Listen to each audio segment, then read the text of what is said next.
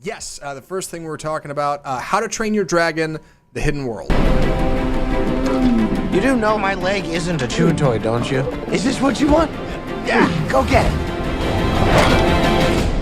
How am I supposed to get down? So, How to Train Your Dragon, The Hidden World is, if you heard at the beginning of my very clumsy intro to this show, the third in the How to Train Your Dragon series. It's worth mentioning, this is not actually the third product. They had a television series. There are books that these are based on and stuffed animals. There's a whole lot to it, but it's the third in the saga of the films, starting with How to Train Your Dragon in 2009, moving to 2010, How to Train Your Dragon 2. Don't know when that came out. Here we are. We have much of the same cast returning. How to Train Your Dragon 3 is the story of Hiccup, the leader of Berk, who has created essentially a dragon/human utopia in his home city, village of Berk, where essentially chaos has begun to erupt because there's too many dragons and there's too many people, and it's not working anymore. The whole system is starting to tilt. So Hiccup and his band of merry men and women and dragons go to look for the Hidden World, a place where they can reside with their dragons in safety and comfort, and they can have everything they ever wanted, a utopia, an Eden of sorts, an oasis in the desert, even though that's a very sea-based planet they live in. That's essentially the plot of the film. There is a fun, kind of engaging antagonist I want to talk about for a minute. Almost the entirety of the cast has returned from the previous films, and it's a pretty star-studded cast for what it's worth. I want to talk about that. Ultimately, it is supposed to be the conclusion to this saga that kids have grown up with. I would liken what it's supposed to be. It's supposed to be a model similar to something like Toy Story 3. I'm not sure it quite hits that high watermark, though.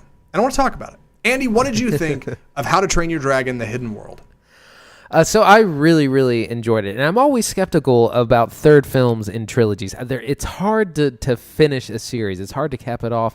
And I think this film did a very, very good job. The animation is stunning. As we've said many times before, we're in the golden age of animation, and this film is no different. There's these incredible action scenes and landscapes and fantastical worlds that just really draw you in. I really enjoyed the story, the plot. It really draws you in, and it's a good conflict for the characters without seeming too ham-fisted or forced, and really wraps up the series nicely. I really enjoyed it. Lots of people that I've talked to have enjoyed it and cried a lot.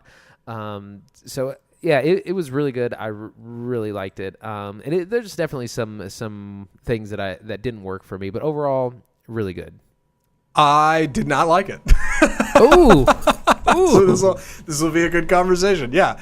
I was fairly displeased. I felt like this felt like an episode of the television show stretched out over 104 minutes. Okay. They don't get to the Hidden World until over an hour into the film. Not to spoil it, but it's not really in the movie a whole lot. Really had no reason to be called that. The villain is underplayed. The internal struggle of the characters is hardly touched. There are plot points that aren't explained. I had a whole lot of problems with this movie, so I can't wait to talk about this. This will be great. So let's talk about, I guess, where's the best place to start this conversation? Let's start with the kind of conflict, because there's actually two things going on. There is, this bad guy named Grimmel, played by F. Murray Abraham, which I keep thinking he's dead, and he's definitely not. I was trying to place him the whole movie. I was like, who is that person? I couldn't figure. I thought maybe Javier Bardem doing an accent, but like, no, it's F. Murray Abraham. So he's coming to he just kind of captures dragons arbitrarily. But the real conflict is that Berk is now full of humans and dragons, and they're kind of just running out of room. It's an overpopulation problem, and they're also being chased by Grimmel. But their real conflict is that they need to find a new place to kind of settle down and live. That's really the main story, and something that a good friend of mine, Samantha, pointed out is that Grimmel is kind of irrelevant to the plot. He could not be in the movie, and you would still have a really good. Or a good conflict, a good central premise. He's kind of in there just so we can have excuses to have action scenes. I'm going to slide that in the check minus column, all right? I'm going to say that's a bad thing about this movie, that the antagonist is pretty much useless. Yeah, no, exactly. Yeah. I mean, he does give our characters a little bit more incentive to pick up and go, right? It gives them something to be afraid of. To be fair, and I want to make sure we cover this. Visually, this film is genuinely stunning. I don't know what DreamWorks is cooking over there, but I want to try it. The most incredible things in this film are the water, sand, and sky effects, and anytime any of them were on screen. Oh, and shadows and lighting. Incredible. There's stuff in this movie that like is happening in the background, like just scenery. I swear, you could cut it out and you could stick it in the back of like a shot in Lord of the Rings, and nobody would know that wasn't live action. Like really, really good stuff. The cartooniest thing in the movie are the people, because that's an intentional art style. Like I want to see what DreamWorks can do with this technology they have, because it's really good. So that's just to cover that. Visually incredible. I want to make sure we have that. Yeah, definitely. I didn't like the way the characters don't really have a central conflict that's focused. It's exactly that. They didn't have a character. I couldn't decide whether or not they were running from the bad guy or they're running from themselves, and that frustrated me. We've got this. We've got this. I know. So the hidden world is the friends we made along the way. They've got this. Yeah, they've got this like this conflict of, okay, we have too many people, we have too many dragons, and we have a leader who's young and doesn't know any better and has kind of been thrown into this position who really doesn't see a problem with this. And that's an issue for the people of Berk. That's an issue for the dragons. Like, we're not finding harmony and living together. That could have been the whole movie. And that could have been a 2-hour picture. And instead, that is relegated to like the background. So we get Grimmel, this dragon hunter, like running around following these guys and doing a terrible job of it, by the way. Like there's moves he makes that aren't explained and really don't have any real logic in the film. They just happen. Yeah. And I asked, Christine went and saw it with me, and I asked her at the end of the movie, I said, why did he do this thing at the beginning of the film? This I'll tell you about it after the show because I don't want to spoil it, but like this, why did he do this one thing? And she said, because this. I'm like, right, but they never explained that. This is a kid's film. Like, you shouldn't have to jump through hoops to figure out why a bad guy's being bad, you know? Like, that just seems like a stretch. He seemed to kind of ignore evidence against his case. Like, when somebody would be like, no, dragons are good, he'd be like, well, dragons and humans can't live in harmony. They should have been like, well, look at Berk. And he would have been like, exactly, look at Berk. It's a mess. But, like, that never happened. It was just like, dragons and humans can't live together. And they were like, well, we're gonna fight you. Like, I don't know. Like, I wanted a little. I wanted more depth in my children's film, Andy. That's I was gonna say. I think you're being maybe a little harsh on this children's film. I'm not being too harsh, and I'll tell you why. Because the first two films are genuinely quality, emotional, moving films. They really are. Even the second one, and I don't even remember the second one that well, but I remember like beats of the second one. I remember being really emotional in the second one. I remember the second one being like long and like feeling epic and like a giant dragon at the end. This one never really did that. It's 104 minutes. It's real quick. It's just like, great. I mean, I could hear people, tearing, crying in my theater. That's all I'm gonna say. Not me. I couldn't hear him. So another thing that's introduced is we meet another Night Fury, Toothless. I blanked on his name. Toothless. Toothless finds a possible companion. That's another big plot point. What did you think of that? I was relatively pleased. I wasn't sure where that character of the dragons were going. The tough thing when you have characters who can't speak and are trying to experience any kind of like romance, kind of bounce back and forth relationship, it's tough to kind of flesh that out. And that seemed like a struggle in this movie. Like, they definitely had moments where it was like, well, these characters are fun and engaging. But like, ultimately, I didn't feel like Toothless or this other dragon were like really, I don't know, they didn't emote well, if that makes sense. And I know what you're thinking. You're like, are you kidding? They were all over the screen. But like, yeah, like you get what I'm coming from. Like, they just never really, I don't know. They just like felt like obligatory. It's difficult, like you said, when they don't have speaking lines and it's all got to be very visual. They're animals essentially.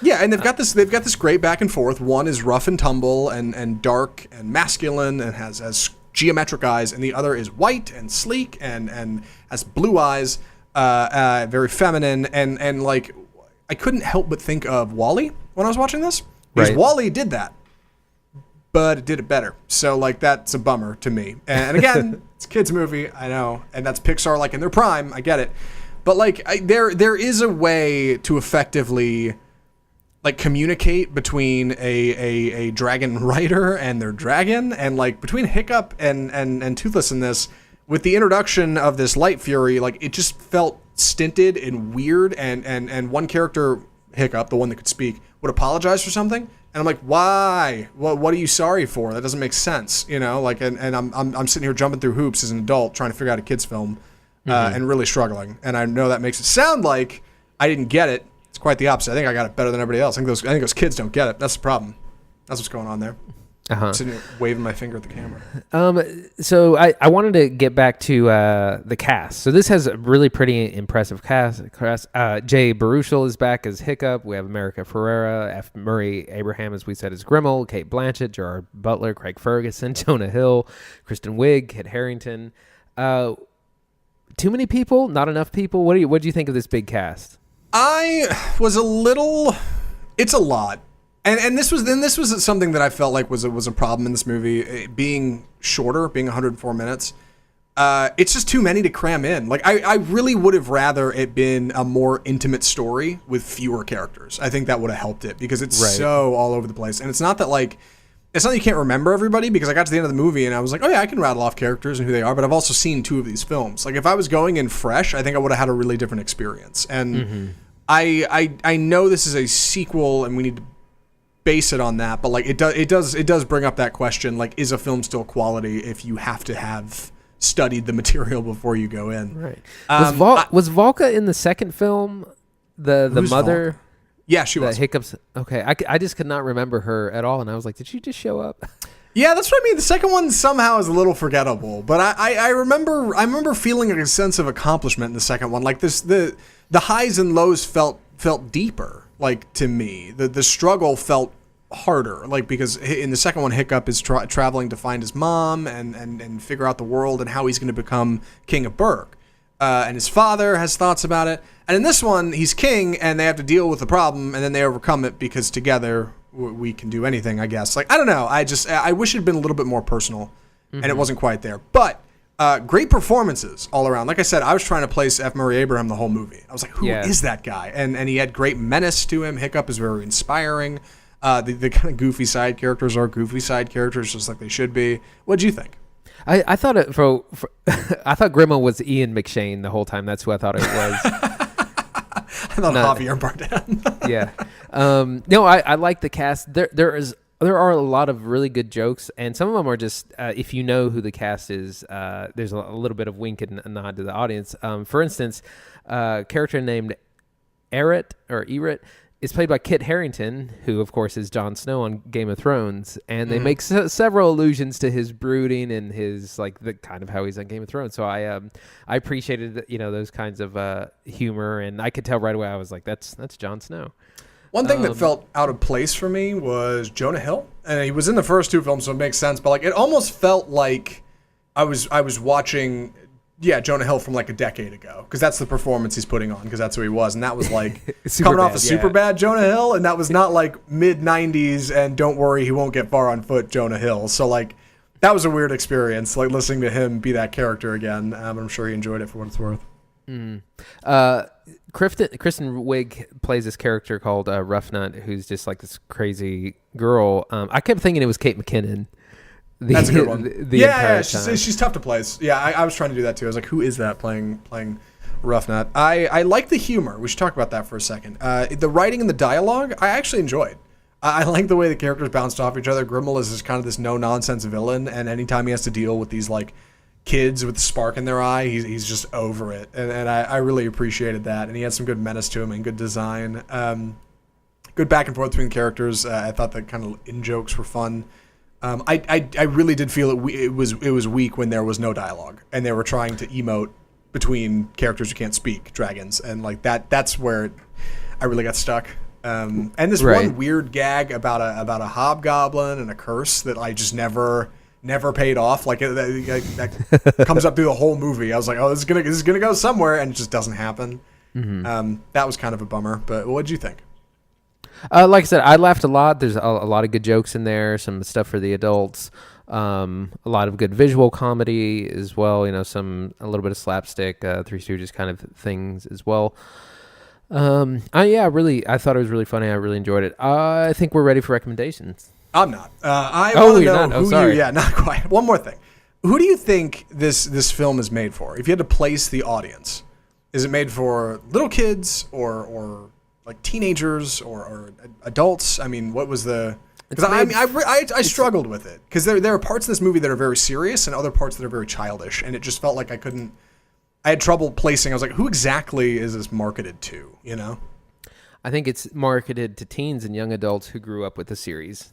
I agree. Yeah, in a very Toy Story fashion. Yeah, on the front of the poster, you got Hiccup holding the flaming sword and dragon scale armor. I get that. Yeah, like that makes sense to me. I think they pretty much hit the mark. Ultimately, I don't know. Maybe it's a movie I'm gonna have to watch it again, but it just didn't have the spark of the first two. It just didn't quite get there for me. So.